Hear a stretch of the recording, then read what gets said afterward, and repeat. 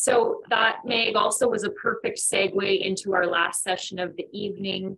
You heard it yesterday from our CEO, Tanya, that we truly are on the cusp of breakthroughs that can change the face of this disease. The momentum that's been created in ovarian cancer research, unlocking new insights that can change the face of this highly fatal disease, offering women new treatment options, creating international recognition for Canada as a leader in pioneering transformative research and discoveries. The next speaker, our last speaker of the event, needs no introduction. Dr. Barb Vanderhyden serves on the board of directors of Ovarian Cancer Canada.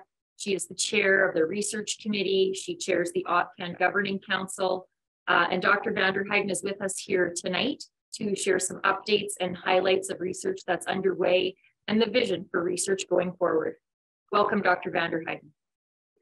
Thanks, Stephanie. And I have to say, as I've sat here for the last couple of hours listening to the stories, you know, some are incredibly painful, and I was really cheered by the last few Teal sisters who talked about the hope they place in research, and I'm hoping the story that I have to tell will provide the hope that many of you seem to be looking for. It certainly has been the most exciting time of my entire career, and largely because of what Ovarian Cancer Canada has achieved just in the last few years. Alicia? So my talk will cover a few points. Very briefly, I will cover how did we get here and what is OvCAN. Most of you have probably heard about this already, but just for those who have not, we'll just cover that briefly. And then we'll spend a little bit more time talking about what OvCAN has achieved so far, and then just a slide or two on what we are thinking about looking forward. So how did we get here? A lot of it had to do with advocacy. And so you see here some of the pictures of the years, the 4 years actually that many of us spent with the patients, the researchers, OCC staff, spent on Parliament Hill or meeting with MPs or giving tours in our labs to try to impress upon our politicians that there was great need for more research in this field, and that the funding mechanisms that existed at the time were not sufficient to provide the funds that were necessary for us to make major advances. And thanks to, you know, lots of volunteers who helped with the advocacy efforts, online letters, 4,000 online letters, 13,000 signatures. You might probably already know that the 2019 federal budget included a $10 million investment given to Ovarian Cancer Canada for the sole purpose of advancing new treatments for ovarian cancer. This is huge. It's unparalleled. Never in the history of Canada had we had such excitement and opportunities to move the needle for the treatment of ovarian cancer. So what is OvCAN? I played a big role in actually choosing that name because I think it's powerful and it's positive, and it conveys the kind of hope, the OvCAN, not only for ovarian cancer, but just Ovarian Cancer Canada, but also the CAN suggests that there is lots of possibilities here. And so we established a number of research priorities, that 3 of them specifically, that would cover the gamut from bench to bedside. And so the first one is research models. Now, research models are tools that we use to test new treatments. And the better tools we have, the better models we have, the better they translate into how patients might respond to those same treatments. So we need good models, we need effective models, and we need a variety of models that represent the different subtypes of ovarian cancer. The second priority are the novel treatments themselves. If we have good model systems, then the best thing we can do with them is to take the best ideas from the Canadian scientists and those from around the world and test them in those model systems. Do they work in ovarian cancer? And so that was the second priority, bring those best ideas into the model systems.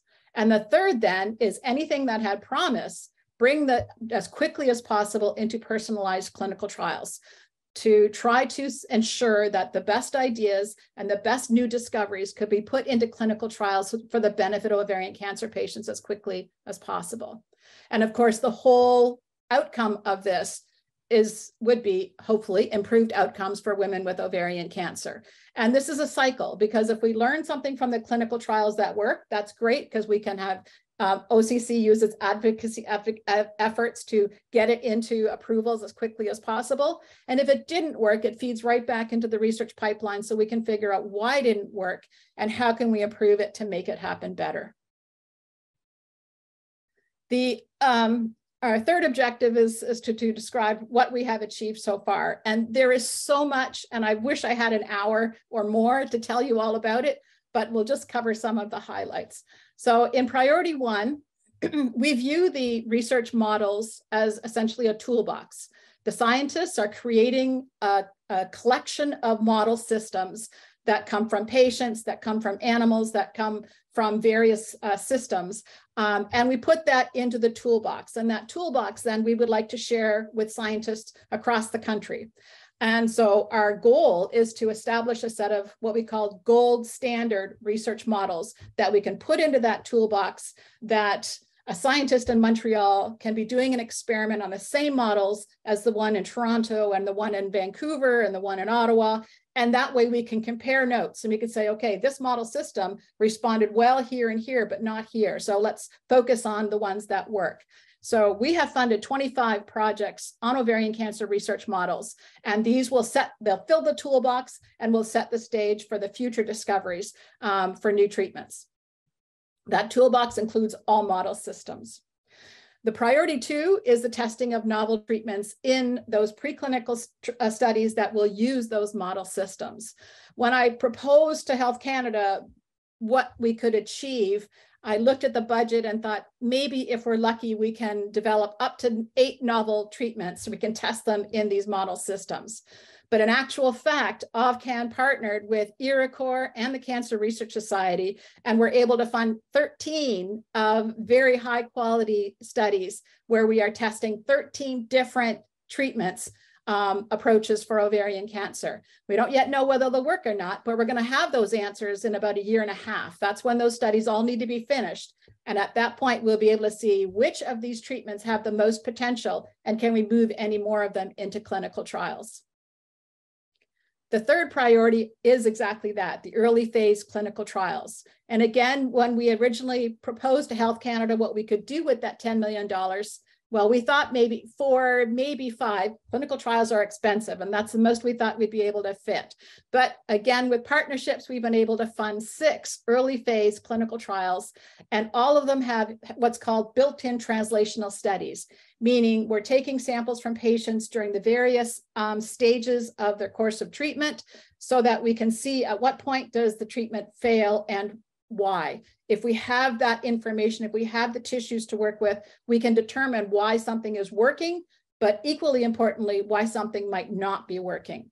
These trials were approved by an international review committee. We had to have, because there's so many Canadians involved in this work, we had to have an international panel come in to review the clinical trial proposals, and they chose the 6 that they thought were the most promising.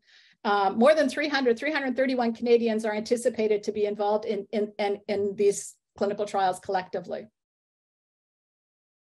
So we have we have 6 trials, and they're in various stages. And so the one listed in the first panel is still in the preparatory stage. This was one of the ones that was most recently approved, and so they're still gathering everything together and putting the pieces in place so that they can launch this trial. This is a combination trial of what's called a MEK inhibitor and an anti-estrogen, and it's our first trial in low-grade serous ovarian cancer. This was a coup because trying to do clinical trials on rare subtypes of ovarian cancer is extremely challenging, in part because patients are spread across the country, and to try to be able to do that trial required a coordination of effort. And you can see that the number of sites for that trial includes, there's 6 different sites in 5 different provinces. And that's how big you have to make it in order for enough low-grade serous cancer patients to be included and to make the findings valid. So that will target about 20 to 40 patients. The second one that was also recently approved is also in the preparatory stage. It's a neoadjuvant trial putting together a PARP inhibitor called olaparib with other types of treatments. And again, this one's for high-grade serous cancer. It's being led by Dr. Yvette Drew in BC Cancer, and it aims to target between 40 to 60 patients. And they're trying to recruit the additional sites now so it can be held as much across the country as possible. The one that is ready to go and is not yet recruiting, but should be recruiting either this month or starting very soon, is a phase 1 trial on a combination treatment, again with olaparib and another drug called navitoclax. This again will be for high-grade serous ovarian cancer. It's called the ES2 trial. It's run by doctors Diane Provencher and Helen Mackay, who are oncologists in 2 different locations in Quebec and Ontario. So there's 3 sites in those 2 provinces. The goal is to target 30 patients, and we're hoping that's going to get rolling very soon. We do have another one not yet recruiting, but is aiming to open very soon. It's looking at the genetic profile to determine the treatment for patients with ovarian cancer who previously received a PARP inhibitor and then became resistant. And so this is an important trial because PARP inhibitors have been a valuable asset to the tools that we have to treat ovarian cancer, but many women will develop a resistance, and we need to understand why. And so that's what this trial will try to do. They aim to have up to 100 women with high-grade serous cancer be included, and they will be obtained from 9 different sites from 4 different provinces. And as I said, we're hoping to get that started very soon. One trial that is recruiting is also based in Toronto, Dr. Amit Oza, and it's a combination study with a drug called CX-5461, and that is again in partnership with PARP inhibition in patients who have the susceptibilities that might usually make them responsive to PARP inhibitors. They aim to treat 20 to 40 women with ovarian cancer, and this is all types of ovarian cancer. And at this point, they're recruiting in 2 sites in Ontario and Quebec. And the final trial is actually already completed in terms of recruitment. It's close to recruitment, and the data is now being analyzed. And this was a study on olaparib given prior to surgery and chemotherapy, as opposed to the normal course now, which is after surgery. Olaparib is often given as a maintenance therapy. But this trial attempted to see if upfront treatment with olaparib would be even better. This is based in Toronto as well with Dr. Stephanie Leroux and Amit Oza, and they have treated up to 71 women with high-grade serous platinum-sensitive recurrent cancer, and that was done on 5 sites in 3 different provinces. So I think the take-home message from what we have achieved so far is, whether it be model systems, preclinical trials, or clinical trials, we've worked very hard to ensure that it wasn't just high-grade serous, although that's important because that's the majority of the cancers, but that everyone who has rare cancers also can see themselves on this map. Our model systems include all of the subtypes. Our preclinical trials includes treatment strategies that we hope will work on all of the subtypes. And the clinical trials are mostly high-grade serous, some endometriosis, and now we've endometrioid, and now we've opened the low-grade serous trial as well. So that's harder to do, but we're working very hard to try to make that happen. I think I love this slide because it's all the faces of the people that I love to work with. Scientists in this field, researchers in this field are the most collaborative group on the planet. That's for no reason other than we recognize the need, and there's not enough of us to be competitive. And we are all of the personality that we know that if we work together, we can achieve far more than trying to be competitive with each other. And so researchers across Canada are being funded, and you can see their photographs there.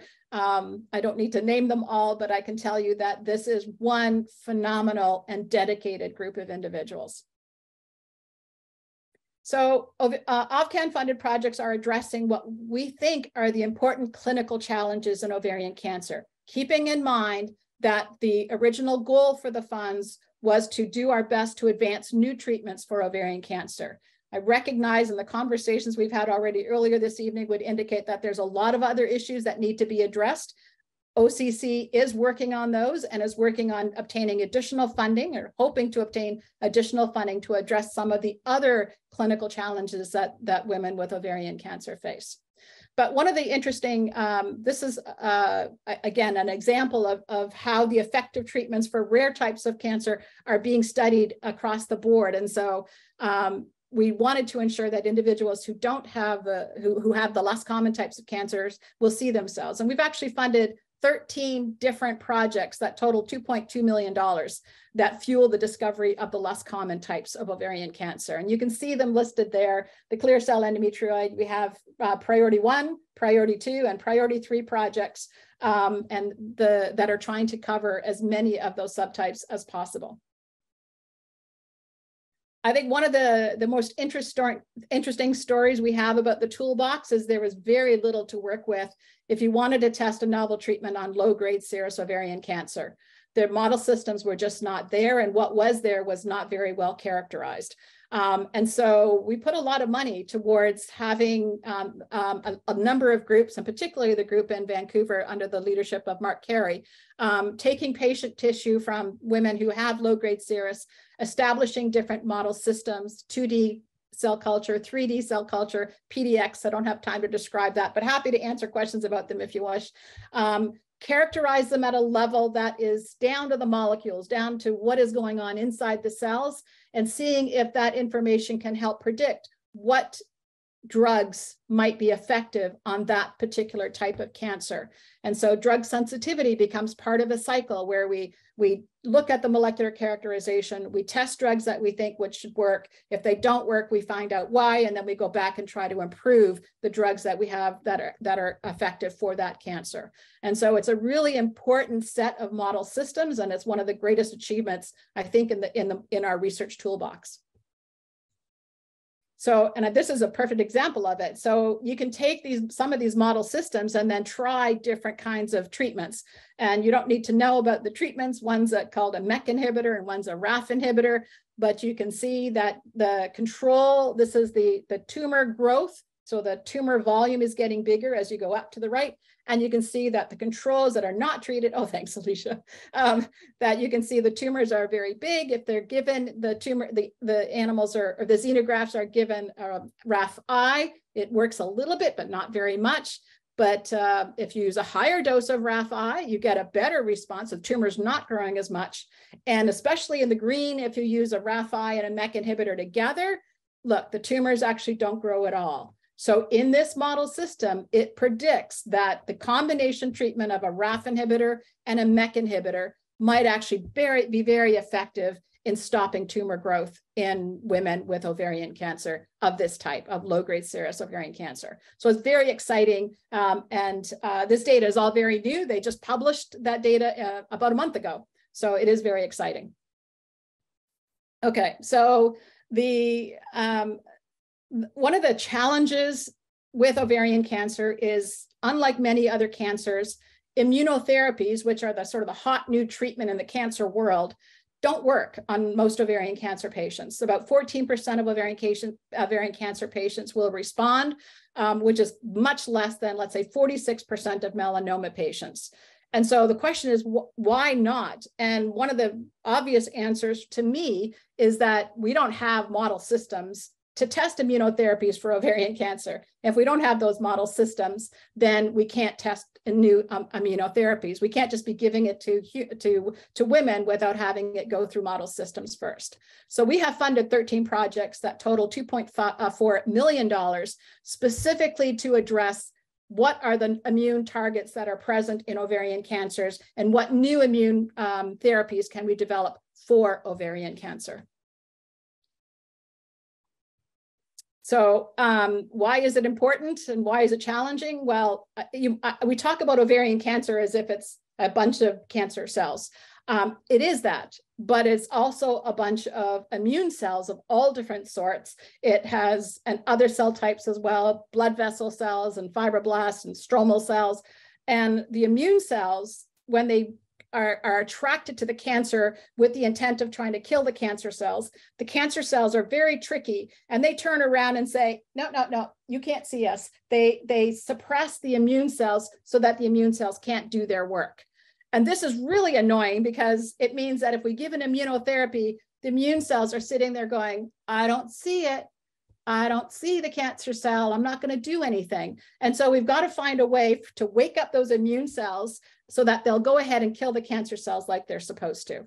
Jeanette Boudreau is a scientist at Dalhousie. She's an amazing immunologist. And she said, there are the subset of patients who do respond, but we need to learn more and more about the immune context of ovarian cancer so we can improve the immunotherapies that are available to them.